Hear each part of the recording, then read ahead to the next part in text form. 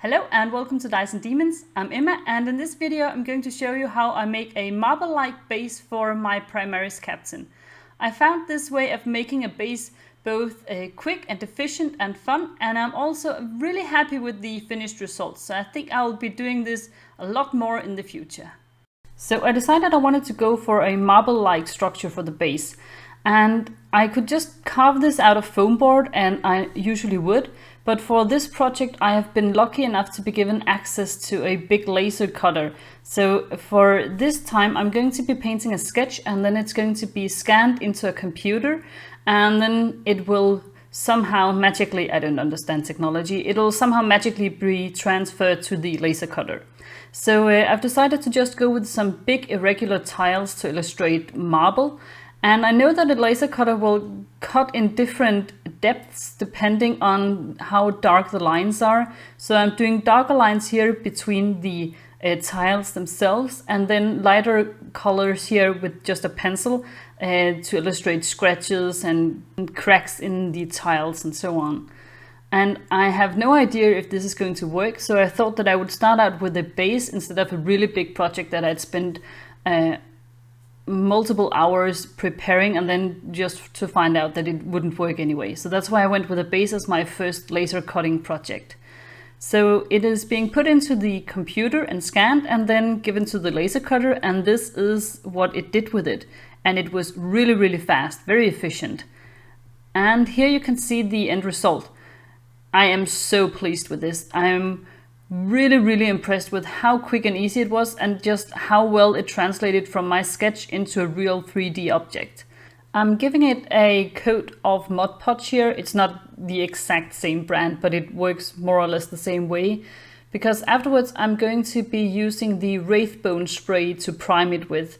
I want to make sure that it is still in line with the rest of the model, the Primaris captain, who was primed with the Wraithbone spray. So that's why I'm not just using ordinary acrylic colors to just paint a Wraithbone surface, which I could easily do, but I want to make sure that I can keep it as much in line with the rest of the model as possible.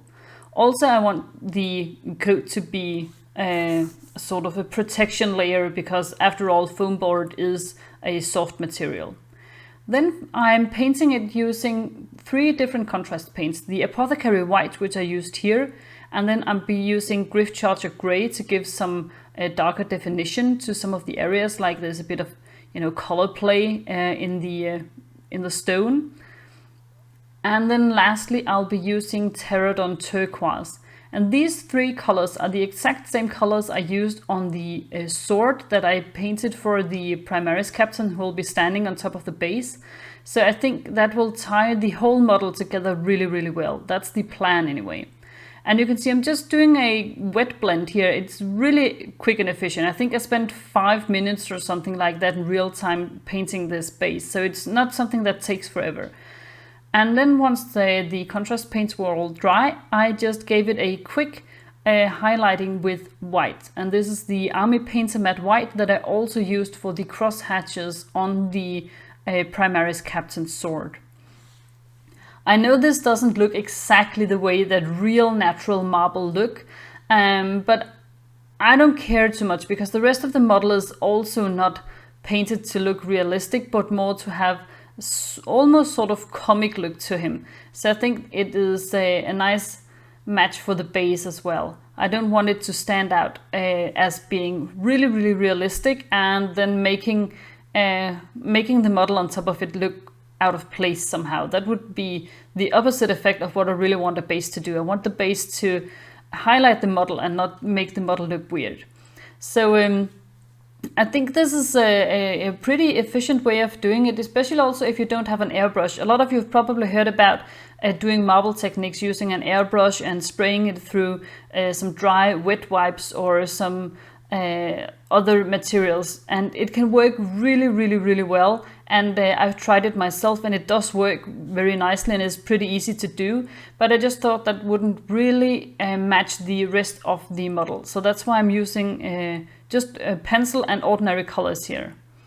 And then for the last bit, I'm just doing the black ring around the base here. It's actually one of my favorite things to do when I'm doing a base, because now it's all done and it just ties the whole thing together so well. I love doing that black ring around the base. I don't know why. And this is the end result. I am really pleased with how it came out. I think it works very well. I'm not sure it looks exactly like marble, but it does look like some sort of stone texture, and I think it is not something that detracts from the model itself. And here you can see the Primaris captain on his base, and you can see that the same colors are both used on the sword and on the base. And in my mind, it really helps tie the whole thing together. So I'm really pleased that I decided to go with those colors, because I also thought about giving him a sort of sandstone-like base, but then I ended up using these more cool colors. And I think that was a happy decision. I'm definitely pleased with the way it ended up looking.